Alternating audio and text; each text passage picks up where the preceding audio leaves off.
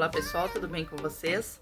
Hoje eu vou estar passando verniz nos meus caracol. Já passei num aqui, ó, só para vocês terem noção de como fica brilhosinho. Ó. Eu não passo em todos, eu deixo alguns natural mesmo, porque tem gente que gosta deles naturais. E vou estar passando verniz nos que eu selecionei aqui, ó. Vou gravar para vocês. Com a minha mesinha aqui que eu fiz para fazer os artesanatos. Este aqui é o verniz que eu vou estar usando, é verniz cristal legítimo da Corfix. E aqui tá os caracol separadinhos já para mim estar invernizando eles. Eu vou invernizar com uma escovinha de dente que espalha melhor o verniz no meio dos vincos que tem, né? Esses aqui, ó. Daí com a escovinha espalha melhor. Eu já botei uma luvinha aqui pra me segurar, senão suja a mão com verniz. Espalha melhor aqui, ó. E eu vou estar usando essa daqui. Vamos lá, então.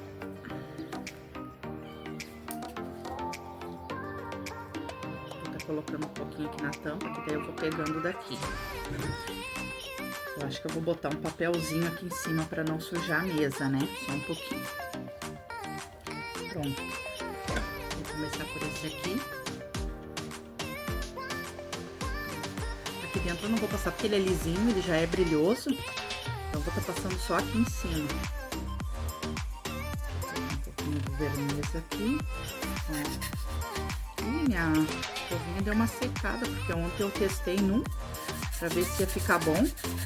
Ah, deu, já amoleceu. Ela espalha bem, ó. Baixar um pouquinho a câmera.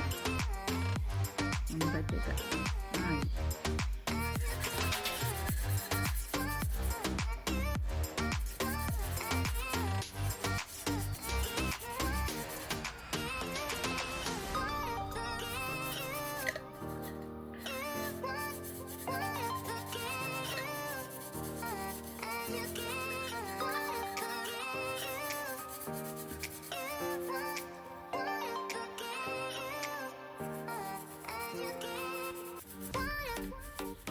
Bem rapidinho.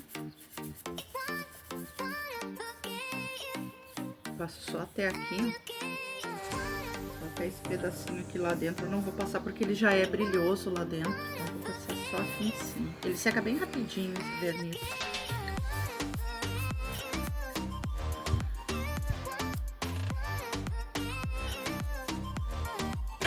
Eu vou pegar desse modelo aqui.